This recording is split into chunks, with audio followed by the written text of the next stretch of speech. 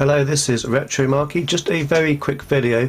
Firstly, I'd like to say a huge thanks to Paul Farrow yet again for the incredible ZX C4. Not only has he been helping me out, but he even improved some of his software to make it a little bit easier for me.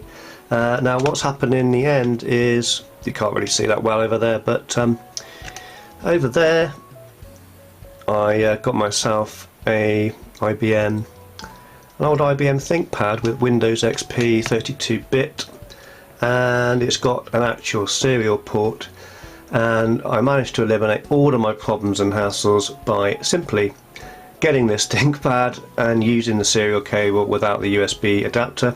So the moral of the story is USB adapters aren't that good if they are very cheap. So I think if you're going to go in this direction, either have access to a computer with a proper serial port, and that's the ideal, or if not, then at least I suppose get a decent USB socket. As you can see, look at this, I've managed to get all of my software back. Huge list of gains. Took me about 10-15 minutes to transfer all of these over from my PC there. So this thing's incredible, and I made a mistake in my last video. It's not 30 pieces of software, but you can get hundreds on this thing. So I do highly recommend it. There's things that this thing can do that your Divide can't do, but it does take a little bit of work, a little bit of learning, and a little bit of effort, I would say. A lot of my problems, to be fair, were problems that I personally had. I tried to say that in my last video. That was things like, for some reason, my laptop with Windows 8.1 64-bit didn't like some of the software I was using. It just wouldn't install it at all.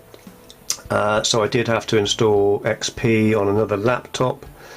And then, well, for example, this IBM ThinkPad, I've also got problems with that not wanting to connect to my modern router, so I had to keep moving things across by USB. I needed Microsoft Net 4.0, Windows Service Pack 3, and it's been a big long journey. But to be fair to Paul, once you've got all this stuff, or if you've already got this stuff, it's actually pretty simple to make a cartridge. So you make a whole image, and then you can just put it onto this gadget here in about 10 minutes or so. So that's really just what I wanted to say quickly in this video. It's not a proper video, it's just more like a thanks to Paul again, because I could, I felt a bit like I'm probably driving him a bit bananas, but we got there in the end, and I learned a lot along the way. I think he might have learned a few things himself, which is, the thing is about my videos is I really want to give the perspective, although I did used to work in IT many years ago, and I am quite IT savvy. I feel like I'm pretty much a layman with some good sort of hobbyist technical skills. So with this video, and like the Easy Flash 3, I think I represent quite a few typical consumers that get a new gadget and want to play around with it and see what it can do, and often push it to things into areas you're not really supposed to, and then it needs redoing. I did the same with the Reloaded Mark II board as well, and those guys got some software together to fix that, and they were actually grateful. So I'm hoping that at least if I am a pain in the backside, I'm also a little bit of a service as a kind of tester.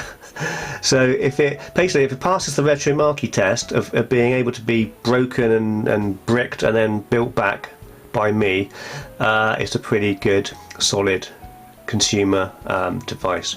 So I'm going to leave it there, and thanks ever so much for watching. I've got loads of stuff at the moment trickling in. I want to talk about this ThinkPad a little bit because I'm absolutely in love with it. I want to do a little bit more with the Commodore PC, and I've got a few other bits and bobs that I want to keep as a surprise. And I've been trying to get this done as well, because I've got the Ultimate 64 board downstairs, still boxed, so can't wait to try out that bad boy. So I'll leave it there, and thanks for watching. Retro Marky out.